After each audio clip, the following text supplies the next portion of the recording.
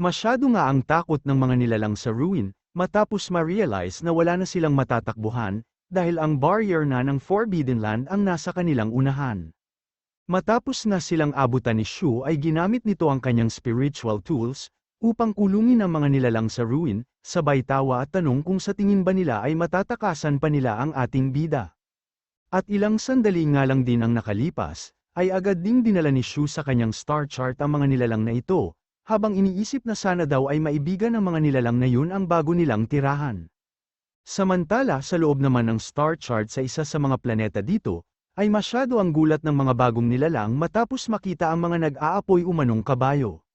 Bigla nga ding nagningning ang mga mata ng kabayo matapos makita ang mga bagong salta, habang sinasabi na ang lugar umanong ito ay mayroong mataas na superpower. At bukod nga daw sa mga ore na matatagpuan sa lugar na ito, ay mayroon na din silang mga pagkain ngayon, kaya nasabi pa nga ng mga kabayo na mainam umanong napunta sila dito, at mukhang masisiyahan nga daw sila sa lugar na ito. Bigla namang napatigil ang ating bida, matapos ma-realize na nasa harapan daw pala niya ang barrier ng Forbidden Land, sabay tanong kung matapos daw ba ng mahabang habulan nila, ay nakabalik siya sa lugar kung saan niya unang nakita ang barrier na ito. Agad na din siyang nagtago sa likod ng malaking bato, at iniisip na nitong mga nakaraang araw nga daw habang humahanap siya ng paraan, upang masira ang barrier ay dumadating ang mga iba't ibang nilalang, kaya malamang umanong may bagong nilalang na naman siyang makita dito. Pero makalipas nga ang kalahating oras ay masyado na ang inip ng ating bida, dahil wala namang dumadating o lumalabas na bagong nilalang. Hanggang sa muling makalipas ang 15 minuto, ay masyado na ang gigil at galit nito sa kalangitan, na masyado talaga umanong malupit sa kanya. Sabay sabi na ngayong nais niyang makahuli ng bagong nilalang, ay walang nagpapakita sa kanya. Buti na nga lang daw at wala si Xiaoyu dito, dahil kung hindi ay napahiya na naman sana siya sa plano niyang paghuli ng mga bagong nilalang, upang ilagay sa kanyang star chart. Ilang sandali pa ay napagpasyahan itong maglakad patungo sa barrier, habang iniisip na kung hindi daw talaga titignang maigi ang barrier, ay hindi ito mapapansin ng mga tao. Sabay sabi na sino daw bang mag-aakala na maaaring makamatay ang barrier na ito. Sabay labas sa kanyang espada at inatake nga niya ang barrier sa kanyang harapan, pero wala naman itong epekto at bagkus ay inatake nga din siya ng barrier, kaya naman agad na lumundag palayo sa barrier ang ating bida. Dito ay sinabi din ni Shu na hindi na siya magtataka, kung bakit napinsala ang ulo ng malaking ahas matapos niyang atakihin ang barrier, dahil hindi daw talaga pangkaraniwan ang barrier na ito. Pero kahit gaano nga daw kalakas ang barrier na ito, ay hindi naman ito gumagalaw o umaalis sa kanyang pwesto, at ang mga ganitong bagay nga daw ay siguradong may kainaan din. Sabay sabi na kung hindi umano ito masisira sa isang pag-atake, ay aatakihin niya ito ng 2 beses, o kahit na ilang ulit pa hanggang sa tuluyang masira ang barrier. Agad na din niyang winasiwas ang kanyang espada, pero bigla din namang dumating ang mga Thunderbolts, kaya naman napapatanong ang ating bida kung talaga kayang sinusundan siya ng mga ito, sabay tanong kung nais na naman daw kaya nilang kumain. Sabay sabi na mukhang hindi daw pala, dahil matapos atakihin ng ahas ang barrier ay dumating din ang mga Thunderbolts, at matapos nga daw makita ng ahas ang mga Thunderbolts ay biglang tumakbo ang ahas, at ang ibig sabihin nga lang daw nun ay takot ang ahas sa mga Thunderbolts. Agad na ding nilabas ni Shu ang nag-aapoy niyang aura, habang iniisip kung ang mga Thunderbolts daw bang ito, ay inaatake ang sinuman o anumang nilalang na naisirain ang barrier, at kung ganun nga daw ay ang ating bida ang kalaban nila sa pagkakataong ito, at malamang na siya ang atakihin ng mga Thunderbolts. Nabigla namang bumuga ng kidlat sa barrier, upang ayusin ang napinsala mula sa pag-atake ng ating bida, na napapatanong sa kung ano ang nangyayari, at kung bakit daw inuna pang ayusin ng mga Thunderbolts ang barrier at hindi inatake ang ating bida. Napapatanong nga din si Shu, kung ang priority daw kaya ng mga Thunderbolts ay ang pag-aayos sa barrier, sabay tanong na din kung mas mahalaga ba ang pagbabantay nila sa barrier, kaya sa pag-atake nila sa ating bida.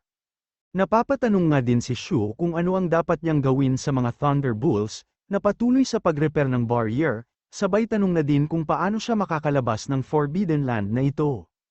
Iniisip nga din niya kung dapat na ba niyang kausapin ang mga Thunderbolts, at kung hahayaan daw kaya silang lumabas ng mga ito, pero sinabi naman ng Thunderbolts na hindi nila papayag ang lumabas ang ating bida.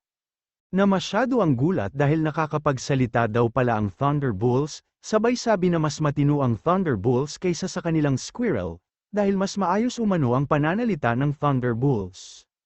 Agad na ding lumapit ang leader ng mga Thunderbolts sa ating bida, habang sinasabi na ngayon ay nagamit nila ang mga iniipon nilang kidlat, para ayusin ang pinsala na dinulot ng ating bida sa barrier, at kung hindi nga lang daw sila pinapakain ni Shu ng kidlat, ay sigurado sanang makakatikim na ng leksyon ng ating bida. Sinabi naman ni Shu na wag na umanong kung ano-ano pa ang sinasabi ng Thunderbolts, sabay sabi nga din na hindi siya pwedeng manatili ng matagal sa lugar na ito. Agad na ding sinabi ni Shu na, siguradong mayroon silang mga tao na hinahayaang makapasok at makalabas ng ruin, sabay sabi na nakakita siya ng misteryosong lalaki na alam niyang galing sa labas ng Forbidden Land. Siya yun at iba ka sa kanya wika naman ng Thunderbolts, kaya naman binigyan siya ng mock-you ng ating bida, na tinatanong kung bakit magkaiba ang pagtrato niya sa kanila, sabay tanong na din kung bakit hindi siya pwedeng makalabas, at kung kailangan pa daw ba ng membership sa lugar na ito. Pero sinabi naman ng Thunderbolts na hindi nila nauunawaan ang sinasabi ng ating bida, at ang alam nga lang daw nila ay priority nilang protektahan ang barrier. Sinabi nga din ng leader ng Thunderbolts, na sino mang magtangkang sirain ang barrier ay kanilang kaaway, sabay utos sa kanyang mga kasamahan upang umatake. Habang si Shu naman ay tinatanong kung bakit ngayon ay nais na siyang atakehin, dahil sabi nga daw ng Thunderbolts kanina na hindi nila tuturuan ng leksyon ng ating bida dahil sa pinakain sila ng kidlat, sabay tanong na din kung bakit biglang nagbago ang isip nila. Agad na ding tumalon at sumugod si Shu, habang sinasabi na dahil sa nais nilang kalabanin ng ating bida, ay huwag siyang sisisihin ng mga Thunderbolts sa kanyang gagawin. Pero sinabi naman ng leader ng Thunderbolts na wala silang dapat na ikatakot sa ating bida. Na biglang inatake ang barrier, kaya naman napamura na lang sila sa pagtataka, dahil ang buong akala nga nila ay sila ang aatakehin ni Shu. Agad na din nilang inayos ang barrier, habang ang ating bida naman ay iniisip na tama umano ang duda niya, dahil ang mga Thunderbolts na ito ay siguradong inutasan ng master ng ruin na ito, upang pangalagaan ang barrier sa lugar na ito. At dahil nga daw sa priority nila ang pag-repair sa barrier, ay naisip din ng ating bida na hindi siya aatakehin ng mga ito, sabay atake ulit sa barrier habang tinatanong kung tingin ba ng mga Thunderbolts ay kaya nilang talunin si Shu, habang ang leader naman nila ay hindi makapaniwala na may taong tulad ng ating bida. Ilang sandali pa nga ay sunod-sunod na din ang pasok ng negative points mula sa mga Thunderbolts, kaya naman binilisan pa ng ating bida ang pag-atake sa barrier. Habang tinatanong kung ayaw ba talaga nilang makipagnegosasyon sa kanya, sabay sabi na pinipilit siyang maging malupit ng mga Thunderbolts. Bigla namang nagdilim ang muka ng leader ng Thunderbolt, habang sinasabi na kung hindi lang daw niya kailangang sundin ang utos sa kanya ng dating hari, ay siguradong pinagsisipan na sana niya si Shu hanggang sa hindi na umano siya makilala ng kanyang ina.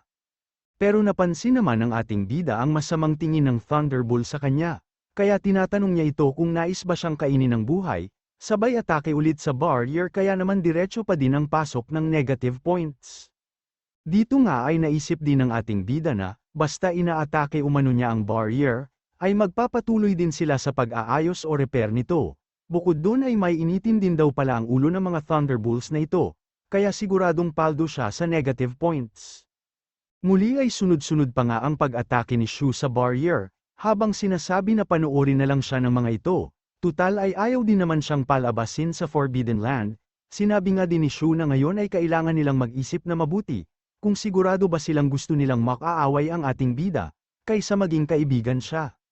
Patuloy nga sa pagbibigay ng negative points ang mga Thunderbolt, na hindi na may pinta at halo-halo na ang emosyon na nararamdaman sa ating bida, habang sinasabi na sa tala umano ng kanilang buhay, ay ngayon lang sila nakakita ng kasing gago ng ating bida.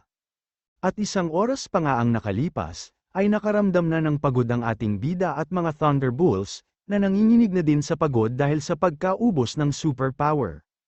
At dito nga ay tinanong ng ating bida kung dapat na ba muna silang magpahinga at tumigil na muna ngayong araw, sabay sabi na din na kung pwede umano ay kalimutan na nila ang nangyari dito, o ang hindi nila pagkakaunawaan. Pero hindi nga siya pinansin ng mga ito at nagpatuloy pa din sa pag-aayos ng barrier. Kaya naman biglang nagdilim ang muka ng ating bida, na muling inatake ang barrier habang tinatanong kung bakit hindi sila nagsasalita. Pero bigla na nga lang naiyak ang mga Thunderbolts, na paano umanong makakapagsalita kung abala sila sa pagbubuga ng kidlat, with negative points pa para sa ating bida. Nabigla ding natahimik at naisip na, ang leader ng mga Thunderbolts ay isang maestro level at ang mga kasamahan nga daw niya ay puro A rank, kaya kung talagang aatakihin nga daw nila ang ating bida, ay mayroon siyang kalalagyan. Ilang sandali pa ay muling nagbuga ng kidlat ang mga Thunderbolts sa barrier, at naisip nga ng ating bida na habang abala umano sila, ay pwede niyang samantalahin ang pagkakataong ito, upang absorbahin at ilagay sila sa kanyang star chart. Naisip nga din ng ating bida na, mawawala na umano ang mga maaaring makapigil sa kanya sa pagwasak ng barrier, pag nadala niya ang mga ito sa loob ng star chart niya. Habang ang leader naman ng Thunderbolts, ay sinabi na marinig pa lang daw ng ibang nilalang sa Forbidden Land na ito ang padyak ng mga paa nila, ay nagtatakbuhan na sila sa takot, kaya naman hindi daw niya lubos akalain na magkakaganito siya ng dahil lamang sa ating bida, o dahil lamang sa isang tao. Hanggang sa bigla nga silang kinilabutan, matapos maging isang demonyo ang ating bida sa kanilang mga mata, at agad na nagtakbuhan palayo kaya naman masyado ang pagtataka ni Shu, na napapatanong kung paano umano silang nakakapagbuga ng kidlat, habang tumatakbo sila.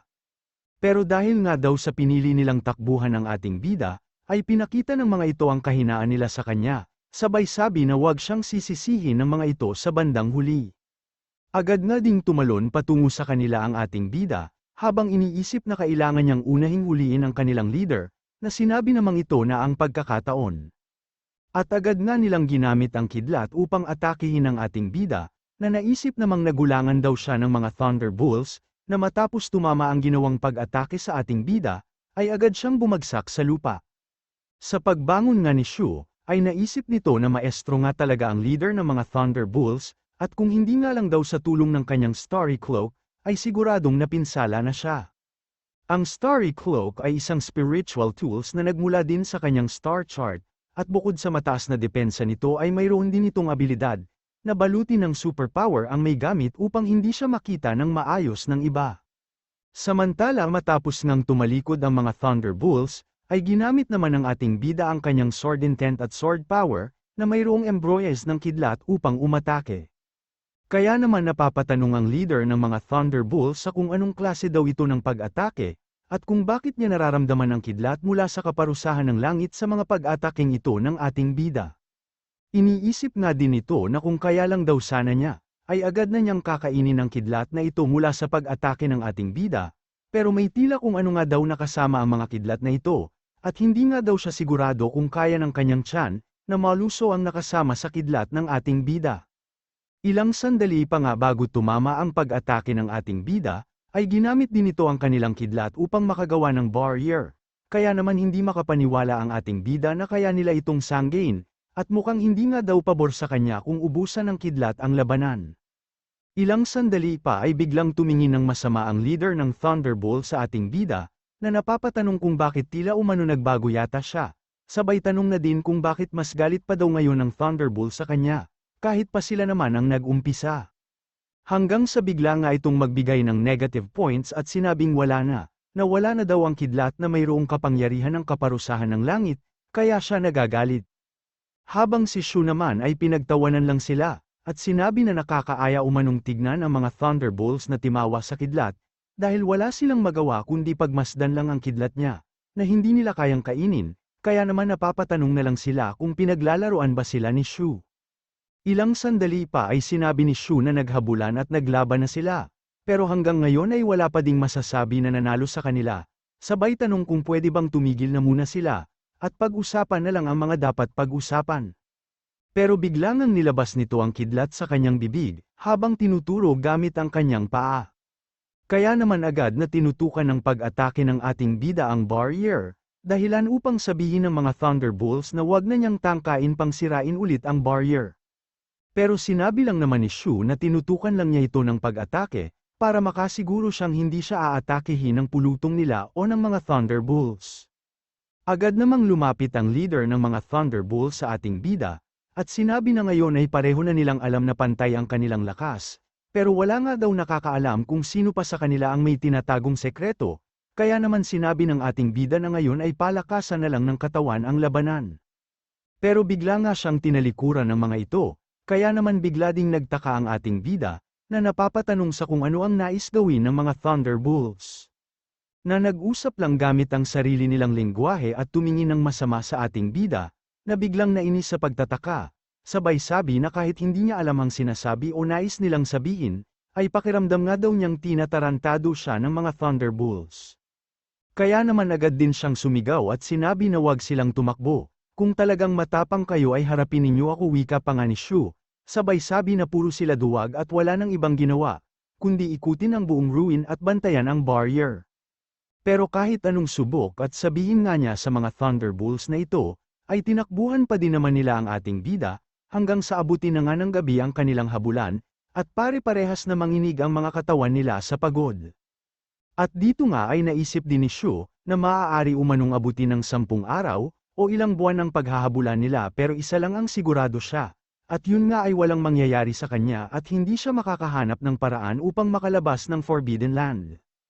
Hanggang sa bigla nga siyang nagulat nang makita niyang lumilipad si Carol patungo sa kanya, at agad na din itong tinawag ang pangalan ng ating bida sabay sabi na sa wakas ay nahanap din kita.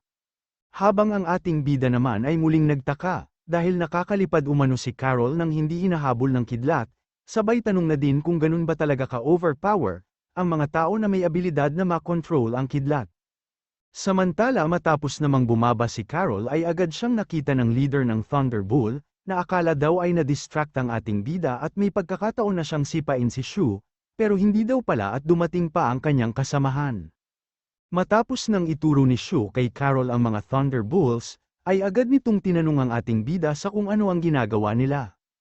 At sinabi nga ni Shu kay Carol na nais siyang atakihin ng mga bakulaw na ito, kaya masyado na naman ang galit ng Thunderbolt sa ating bida, na bukod umano sa wala ng hiya ay nang babaliktad pa ng kwento. Agad nga din siyang pumadyak at nilabas nga nito ang lahat ng kanyang kidlat, habang sinasabi na hindi na nila pwedeng patagalin pa ang buhay ng ating bida, dahil sa ngayon nga daw ay isang kasamahan lang ni Shu ang dumating, at hindi nila alam kung mas madami pa ang darating pag pinatagal pa nila ang laban. Sinabi nga din nito na hindi pwedeng malaman ng ibang nilalang ang sekreto nilang mga Thunderbolts, dahil siguradong malaking problema daw pag nabanyag yun, at ang tinutukoy nga niya ay ang pagprotekta, at priority nilang ayusin ang barrier kaysa atakihin ang mga sumisira sa barrier. Muli namang nilabas ng ating bida ang kanyang espada, sabay sabi kay Carol na kailangan niyang mag-ingat, dahil sigurado nga daw na magsisimula ng umatake ang mga Thunderbolts. Pero naglakad naman si Carol patungo sa mga Thunderbolts, habang tinatanong kung pwede daw ba muna silang tumigil, dahil mayroon siyang nais sabihin sa kanila. Pero sinabi naman nito na kasabwat umano ng ating bida si Carol, kaya hindi sila basta-basta susunod at maniniwala sa sasabihin niya. Kaya naman agad na naglunsad ng pag-atake ang ating bida, habang iniisip na kaka-rating lang ni Carol kaya hindi niya alam ang sitwasyon, at hindi nga din daw niya alam ang lakas at gulang ng mga Thunderbolts. Pero sinabi naman ni Carol na ayos lang umano siya, sabay sabi na din kumalma muna siya at magtiwala sa kanya, kaya naman natahimik na lang ang ating bida. Dito ay sinabi naman ng leader ng mga Thunderbolt, na nais niyang malaman kung ano ang nais sabihin o plano ni Carol, na agad namang nilabas ang kanyang gangner na may dahon-dahon pa. Dahilan upang mapatanong ang Thunderbolt kung ipapastol daw ba sila ni Carol, dahil nga sa naglabas siya ng isang tangkay umano. Pero ilang sandali nga lang din ang nakalipas, ay naramdaman nito ang aura o kapangyarihan na nagmumula sa tangkay. At masyado nga ang gulat nito matapos na tuluyang magbago ang anyo ng tangkay, at hindi nga din siya makapaniwala na ang tangkay na nilabas ni Carol, ay tangkay na nagmula sa World Tree. Bigla nga din siyang nagulat at napapatanong sa kanyang sarili, kung paano umano na ilabas ni Carol ang lahat ng lightning attribute ng tangkay ng World Tree, paano niyang nagawa yun, tanong pa nga nito. Habang si Carol naman ay sinabi lang na, lumalakas kayo sa pamamagitan ng pag-absorb ng kidlat, tama ba? Sabay sabi na din na handa siyang ibigay ang tangkay ng World Tree sa kanila, at pwede nga daw nila itong kainin, basta tigilan na nila ang pag-atake sa ating bida. Pwede naman kaming tumigil sa pag-atake, wika naman ng leader ng mga Thunderbolts, pero ang tanong nga daw ay kung kaya din bang patigilin ni Carol ang ating bida, sabay sabi na tignan mo ang iyong kasama, mukha siyang sira ulo at hindi mapagkakatiwalaan.